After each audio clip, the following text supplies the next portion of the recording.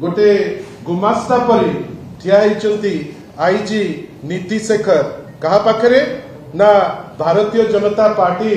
जे सभापति मते आपण कहतु सरकार रे सी एमती कौन अच्छा कि एते काकुस्ती है गुमास्ता है ठिया अंटा को बंकई यार आवश्यकता कौन किंतु आपण जानी थांतु निर्देश दौचंती मनमोहन सामल बसैबा पाई भी उचित मने कले नाही कहीं से जानुचंती जे आज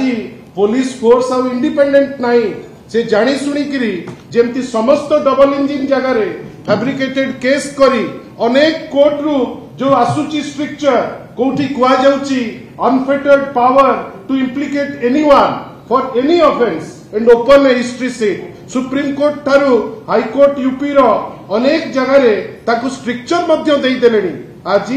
ओडिसा रे गोटे नूतन इतिहास आरंभ करूची ओडिसा पुलिस आमे आपनक माध्यम रे सूचई दबा पाई चाहूचु एवं गोटे वार्निंग मध्य दउचु श्री नीति शेखर को जे आईजी अचंती आज कोन पाई गोटे नुचितिले आज से नथिले जेतबेले प्रेस कॉन्फ्रेंस होतिला एसपी श्री श्रवण विवेक एवं डीएसपी आलोक जेना और एसडीपीओ प्रियेश चोटराय ए समस्त को आज्ञा